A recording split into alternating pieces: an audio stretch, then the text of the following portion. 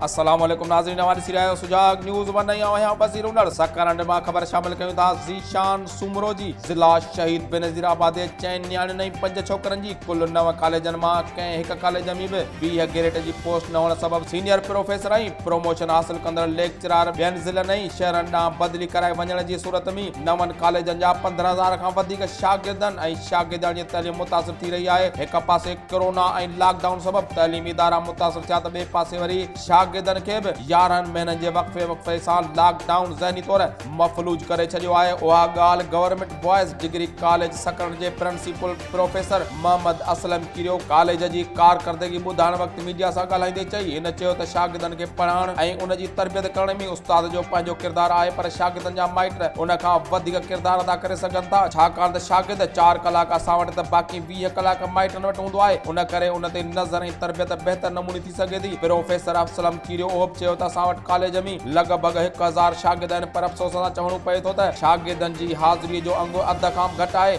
जंहिंजो कारण असीं शागिर्दनि जी लापरवाही ऐं वालिदैन जी सुस्ती सम्झूं था, जॾहिं त कॉलेज जा उस्ताद पंहिंजी महिनत जारी रखंदा अचनि। हिन कॉलेज में सहूलियतुनि जे हवाले सां ॿुधायो त स्टाफ जी कमी ऐं कॉलेज में चौकीदार न हुअण सबब मुश्किलातूं आहिनि, जॾहिं त ऑडिटोरियम हॉल हुअण बावजूदि उन में फर्नीचर जो न हुजण बेमाना आहे, जंहिं करे को बि इवेंट करण में परेशानी थिए थी। ओॾां राब्ते करण ते असिस्टेंट डायरेक्टर मोहम्मद शाला ॿुधायो त कोशिश करे रहिया आहियूं ऐं SN ज़रिए 20 ग्रेड जूं पोस्टूं वधायूं वञनि, जंहिं लाइ कम प्रोसेस में आहे। इंशाअल्लाह जल्द उन जा तइलीम खातो अहकाम जारी कंदो, छाकाणि जो उन जी अशद ज़रूरत पिण आहे। उन मौक़े ते प्रोफेसर गुलाम हुसैन मक्सी, प्रोफेसर गुलाम नबी चन्ना, प्रोफेसर मीर हसन मक्सी पिण मौजूद हुआ। सुजाग न्यूज़ वन में फ़िलहाल एतिरो ई। वधीक ख़बरनि अपडेट्स लाइ ॾिसंदा रहो सुजाग न्यूज़ वन।